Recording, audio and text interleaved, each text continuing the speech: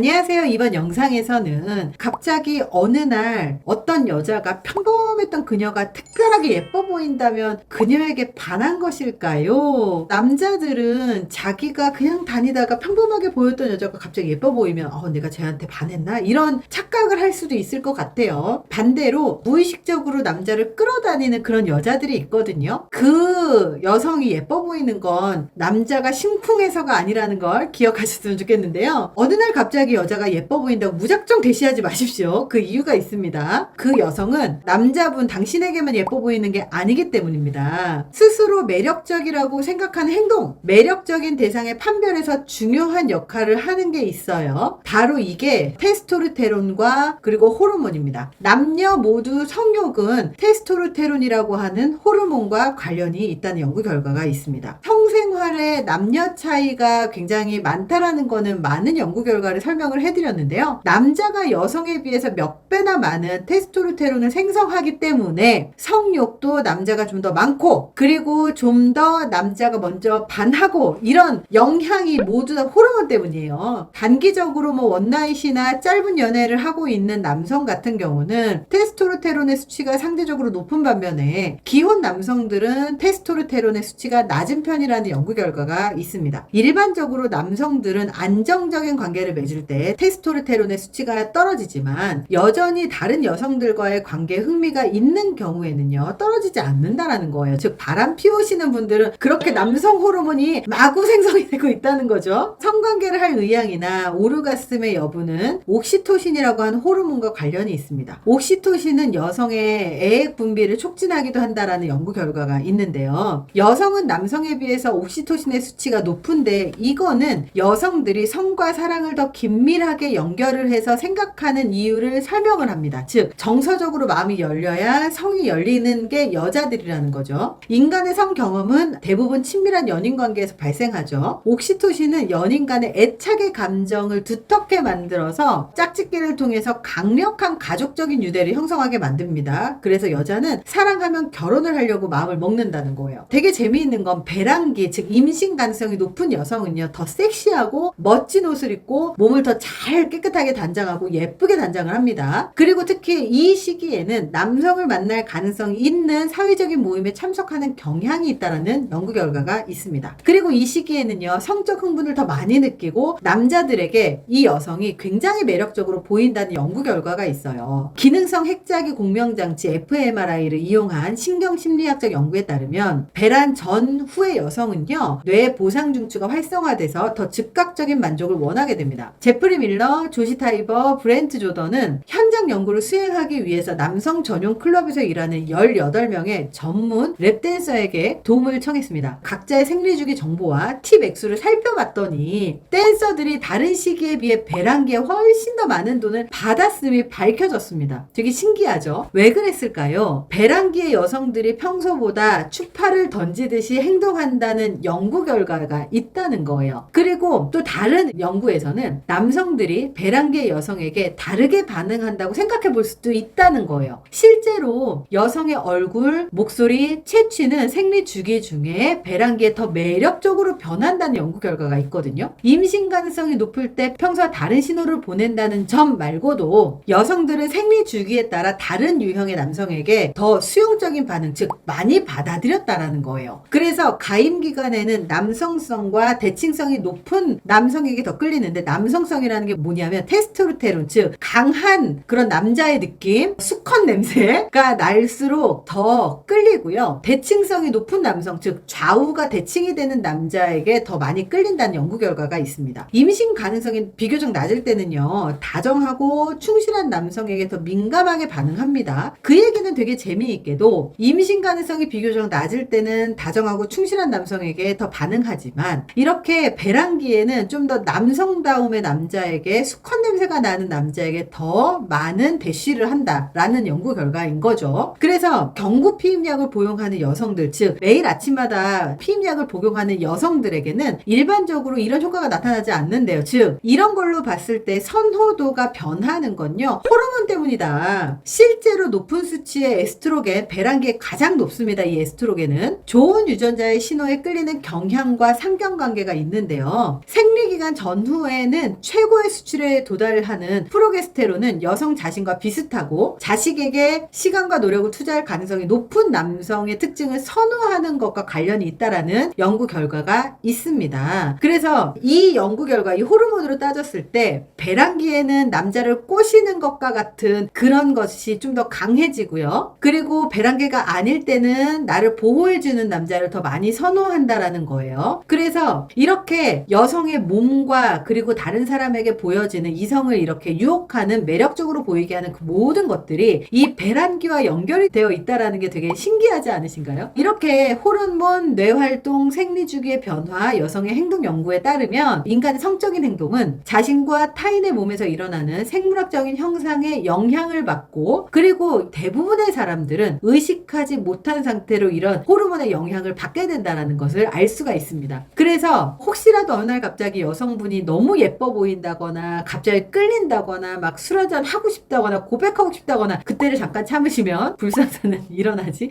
않습니다. 본인이 너무 여성 편력이 심하다 그러면 그냥 그 단기적인 관계, 즉 원나잇만 하시면서 성적인 욕구를 해소하시는 게 훨씬 더 낫고요. 장기적으로 여자들은 성적인 매력적인 남자들을 찾는 건 배란기 잠깐일 뿐이다 라는 걸 아시면 좋을 것 같습니다. 이번 영상이 도움이 되셨길 바랍니다. 감사합니다.